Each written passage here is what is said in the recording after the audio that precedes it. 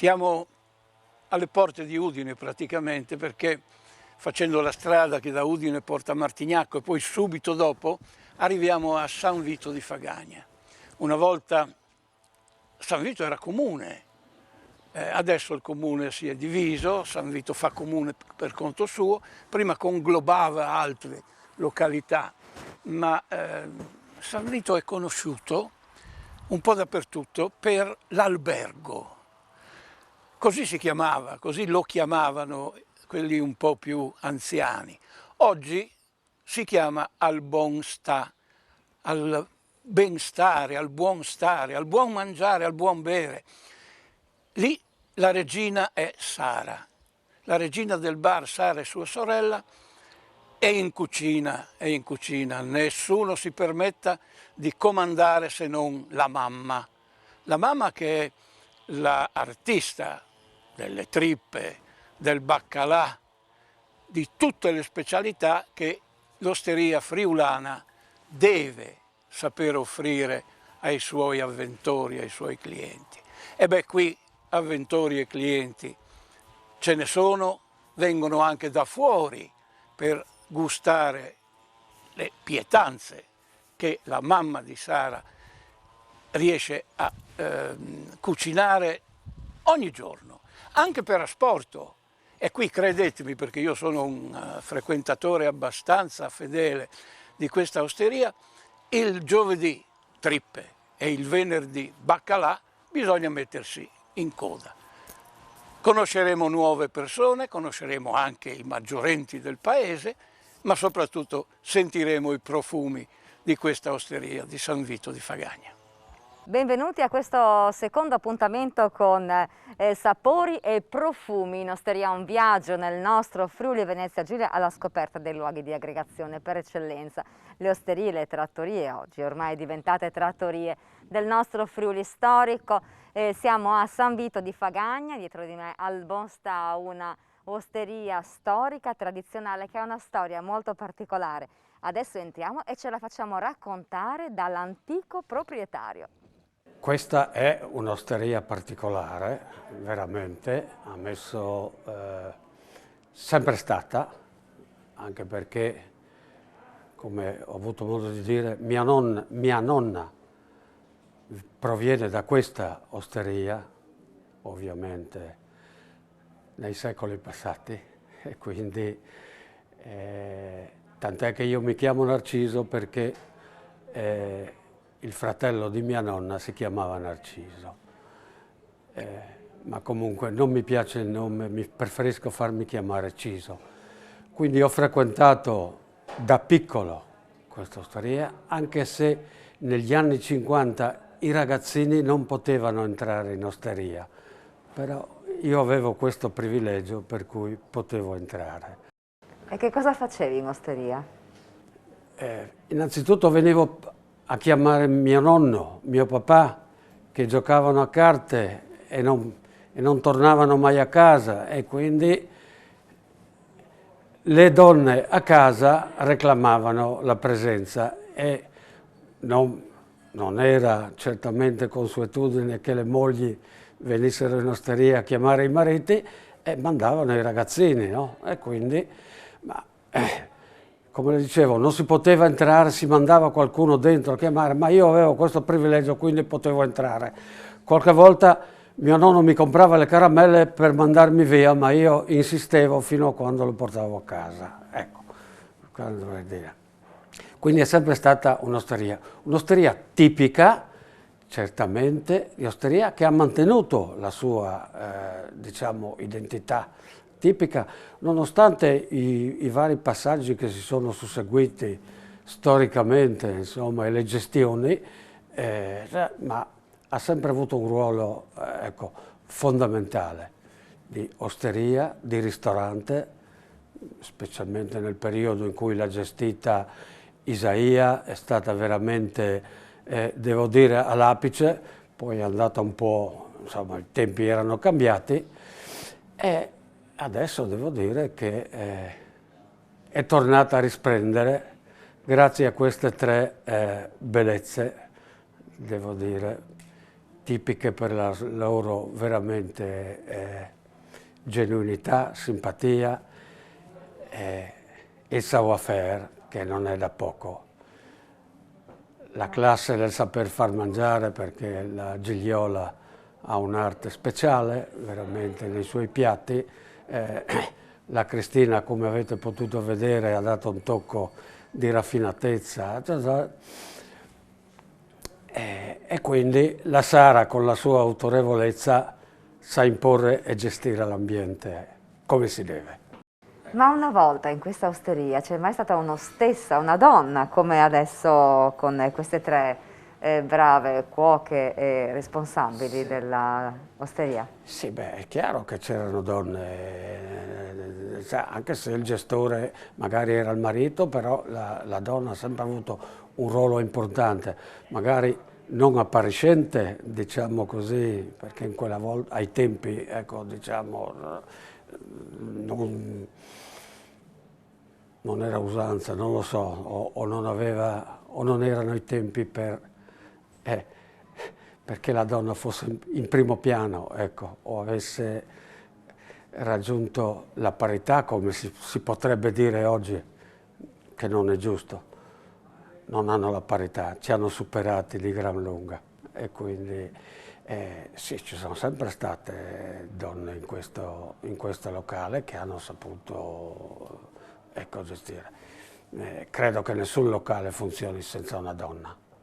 Qualche aneddoto di quando era piccolo, magari qualche bisticcio in osteria, magari per il gioco delle carte? Potrei raccontare, ci sono 1000 aneddoti qui che si possono raccontare, ma credo sia stato un periodo, 2 soci improvvisati hanno acquistato l'attrezzatura di un'azienda agricola e l'hanno depositata qui proprio fuori nel cortile dove c'erano i giochi delle bocce e quindi quant'altro. E quindi gli acquirenti, i possibili acquirenti che venivano a vedere gli attrezzi che potevano comprare, e le trattative duravano per l'intera giornata, se non addirittura per l'intera serata, e quindi poi bisognava mangiare pure qualcosa, no? Uno era abbastanza benestante, si chiamava Elio, e quindi aveva una cantina abbastanza fornita, però sai, i salami finivano, no? E quindi più di qualche volta succedeva che i salami erano finiti e andavano a rubarli nella cantina del proprietario, dal bacan, a chi era il padrone del locale, per fare o le frittate oppure il salame nell'aceto, insomma, no? A seconda della stagione che c'era. E questo è durato per diversi mesi, devo dire. E noi che eravamo un po' più piccoli ci divertivamo a guardare, a vedere e a bere. Anche nel periodo in cui c'è stata la gestione di Isaia non ha mai buttato fuori i ragazzini. Io ero già grande quella volta e quindi potevo, ma ha sempre avuto una particolare attenzione verso i giovani. E quindi, poi c'è stato il gioco delle bocce, ritornato a mettere in piedi, e quindi la società ha continuato con, ovviamente, alla fine di ogni partita non c'è stata una serata dove, finita la partita, chiudi i battenti e vai a casa, no. Si finisce sempre in gloria, si usa in Friuli, no? Sempre, perché il salmo finisca bene, bisogna sempre mangiare e bere.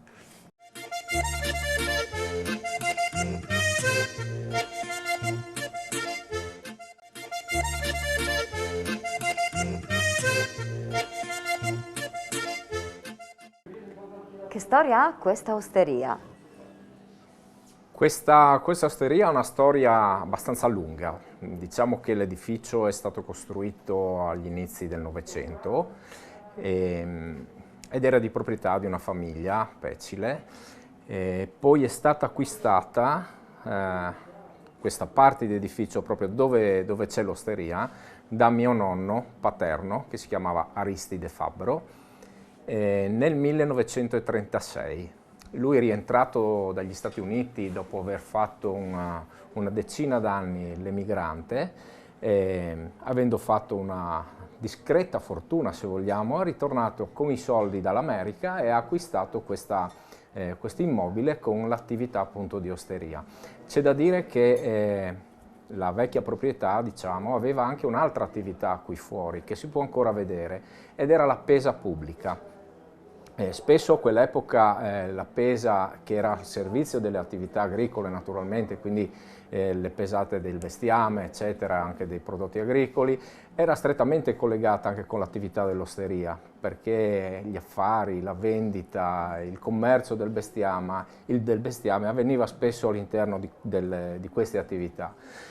E quindi la famiglia poi si è divisa, e la parte dedicata appunto all'osteria è stata acquistata da mio nonno. C'era anche un'attività di albergo, se vogliamo, c'erano delle camere che venivano affittate e infatti si chiamava albergo. Ancora oggi la gente conosce questo posto come lì dall'albergo, gli autoctoni paesani di San Vito, anche se in realtà oggi si chiama Albonsta. Che dire, in quegli anni erano anni difficili perché naturalmente eravamo poco prima della seconda guerra mondiale, erano anni dove non c'era un granché benessere qui nella zona. L'attività, quindi l'abitazione della famiglia di mio nonno è rimasta qui in questa casa fino alla seconda metà degli anni 50. Poi mio nonno ha costruito qui dietro un altro immobile, un'altra casa. C'è da dire che qui sulla camera proprio qui sopra, al piano superiore, è nato anche mio papà, quindi lui è del 1941 e all'epoca abitavano e vivevano e lavoravano qui dentro con la famiglia. Nel 1957, anzi nel 1958, questo immobile è stato venduto da mio nonno ed è stato preso, diciamo così, da un'altra famiglia di San Vito che ha fatto un investimento e poi ha affittato questa struttura a un'altra famiglia che arrivava da Plasencis, qui sotto, il paese qui sotto, no? Confine. Famiglia Burlone Isaia, che ha iniziato a gestire questa attività. C'è da dire che Burlone Isaia poi è diventato mio nonno materno, perché mio papà e mia mamma si sono incontrati, erano confinanti, si sono sposati e quindi poi è nata anche questa situazione. Mio nonno materno, quindi Burlone Isaia, ha gestito questa attività fino al diciamo così, poco prima del 1980, 1978 credo, quindi subito dopo il terremoto, poi lui è andato in pensione e si è trasferito da un'altra parte. A questo punto mio papà ha deciso di riacquistare l'immobile e intestarlo a mia mamma, che diciamo che dopo il terremoto ci sono stati anche dei danni in questa struttura, per un periodo l'attività è stata mantenuta con un prefabbricato che era costruito qui fuori, finché poi sono stati fatti alcuni lavori di ristrutturazione e l'immobile ha assunto le caratteristiche che potete vedere adesso. Per una fase, per un periodo fino al 1990 l'abbiamo gestito direttamente noi, con mia mamma, ci ho lavorato anch'io un periodo fino appunto al 1990, poi ho proseguito con un'altra attività e dopodiché si sono susseguite alcune gestioni a cui abbiamo affidato in affitto appunto l'immobile e l'attività. In tempi recenti, 3 anni fa, dopo un periodo di chiusura del locale di circa 3 anni, così è maturata la possibilità di darlo di nuovo in gestione all'attuale coppia di sorelle Corvino di Fagagna, che devo dire mi hanno fatto una corte spietata per poter avere questa possibilità di poter esercitare la loro attività all'interno di questa struttura, che quando l'hanno visto il locale, anche se era in condizioni, diciamo così, un pochettino di abbandono, visto la chiusura di 3 anni, insomma, di inattività, si sono innamorate del posto e hanno detto: questo è il locale che noi vogliamo sviluppare, vogliamo arredare come ci piace, è il nostro sogno. E mi hanno talmente insistito che hanno convinto la mia famiglia a darglielo in affitto, e devo dire che abbiamo fatto un'ottima scelta, anche perché il mio sogno era comunque quello che il locale dovesse riprendere le caratteristiche di gestione di mio nonno Isaia, quindi la cucina tradizionale friulana, fargli riprendere i connotati di antica osteria tipica friulana, che secondo me è un grosso valore che noi dobbiamo portare avanti a livello enogastronomico, turistico e storico del nostro Friuli. Da dove nasce la scelta di portare avanti questa lunga tradizione di questo locale storico? Allora, la scelta dell'osteria nasce, diciamo, dalla grande passione che ci lega, come potete vedere, al buon mangiare, al buon bere. Cercavamo un locale tipico perché ci teniamo molto a mantenere le tradizioni del nostro territorio. Crediamo molto ci siano tantissime realtà che possono offrire dei prodotti buonissimi, viviamo in un posto bellissimo e quindi abbiamo avuto quest'idea, abbiamo conosciuto Michele, ci siamo fatti aiutare da Barberio e siamo riuscite a riaprire tutto questo da 2 anni e mezzo circa. Ecco, oltre a poter bere un buon bicchiere di vino, qui si mangia anche, si può anche comprare prodotti tipici della nostra terra. Sì, senz'altro. Noi seguiamo, diciamo, la stagionalità dei prodotti, abbiamo dei piatti che prepariamo sempre, quindi non so, tipo il venerdì trovate sempre il baccalà alla vicentina, il giovedì facciamo le trippe, facciamo il fricco, facciamo i piatti di orzo e fagioli, abbiamo i nostri taglieri con salumi che prendiamo da aziende agricole del territorio, cerchiamo di prendere, non so, i vini del Coglio, anche regionali, comunque rimaniamo, diciamo, sempre sul territorio, cerchiamo le aziende agricole di qua perché crediamo appunto molto nel valorizzare la nostra terra e i nostri prodotti. 3 donne in un'osteria? Sì, esatto, siamo io e mia sorella, con la mamma che ci insegna e ci svela i segreti, ci lascia un po' le ricette, cerchiamo di prendere spunto, la portiamo sempre con noi e speriamo, insomma, le cose vadano sempre bene. Per adesso siamo contente, anche se questo periodo, diciamo, non ci ha aiutato tantissimo. Lavoriamo molto anche con l'asporto, l'abbiamo sempre fatto da quando abbiamo aperto, qualsiasi cosa che noi produciamo, anche perché i nostri piatti sono tutti giornalieri, noi ogni giorno facciamo un piatto nuovo, qualcosa di nuovo, e chi vuole ci chiama e può venire a prenderlo anche da portare a casa. La vera bellezza, l'entusiasmo, il piacere di accogliere chi entra in osteria per stare in compagnia, per condividere un momento della giornata. Sì, esatto, a noi piace molto questa idea, ci piace creare un ambiente familiare dove la gente viene sì per il buon bere, per il buon mangiare, ma anche per il piacere di stare appunto in compagnia, di trovarsi con gli amici, di parlare della quotidianità, insomma di tutte le cose, ed è per questo che ci piace appunto stare in un piccolo paese dove più o meno conosciamo tutti. Un locale che parla di storia nelle sue mura, nei suoi pavimenti, ma anche che ha un raffinato tocco femminile.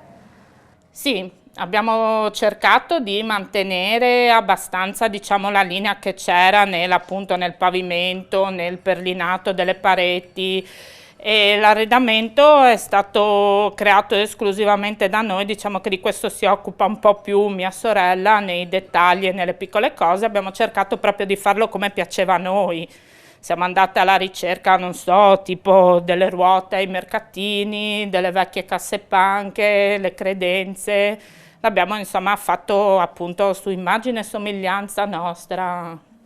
E dal banco adesso ci spostiamo nel cuore dell'osteria, nella cucina dove sono in fase di preparazione i piatti tipici di questo antico locale di San Vito di Fagagna. Il baccalà alla vicentina io lo prendo già battuto, poi lo metto a mollo e lo lascio 2-3 giorni, cambio l'acqua spesso e poi lo metto in padella con l'olio d'oliva, una bella cipolla con i chiodi di garofano infilati dentro e le foglie di alloro. E poi lo aggiungo il latte piano piano fino a quando è cotto. Comunque va 2-3 orette per fare il baccalà alla vicentina. Ne faccio tanto, abbondante e mi va via sempre. Poi qui abbiamo le trippe. Le trippe me le faccio tagliare del macellaio e anche qui con le sue erbette un po' di trito di cipolle, di cose così, e un po' sale e pepe, quelle cose delle erbette dell'orto. Qua abbiamo invece un po' di orzo e fagioli, che se ho il maestro, grazie, ecco. Orzo e fagioli che lo preparo magari il giorno prima perché viene più buona la cosa se è riposata una notte. Facciamo le cose tradizionali, il salame con l'aceto e la cipolla, poi si fa il musetto con la bravada, le cose friulane proprio nostre. Ma da quando cucina? Sempre, da sempre, perché mi piace tanto mangiare, quindi mi viene la voglia anche di provare a cucinare e io provo a fare tutto, anche il pesce, tante cose, le provo e le faccio.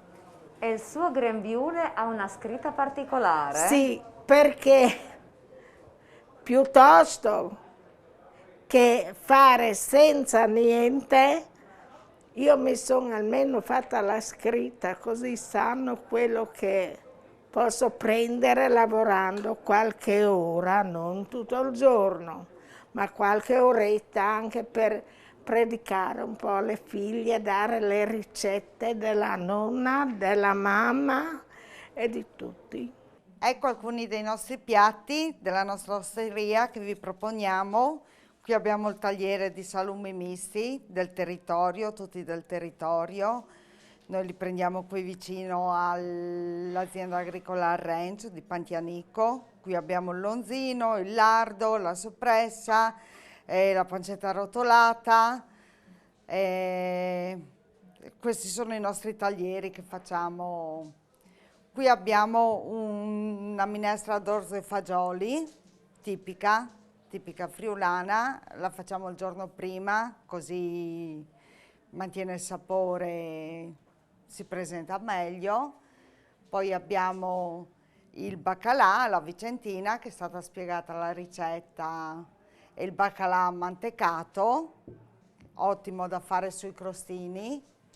In osteria vendiamo moltissimi crostini, moltissime tartine con il bicchiere d'altai.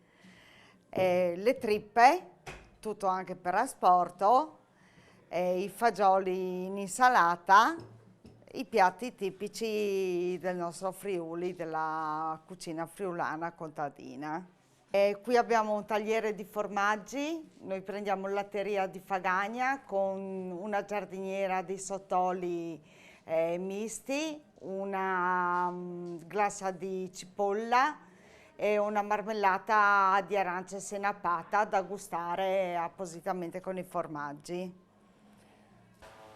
Abbiamo gustato il baccalà e lo abbiamo annegato di nuovo, perché così impara, con dell'ottimo vino friulano, perché qui si trovano i vini della tradizione friulana, ma soprattutto si trova la simpatia, la cordialità di Sara, di sua sorella, e la bontà dei piatti che la mamma sa cucinare.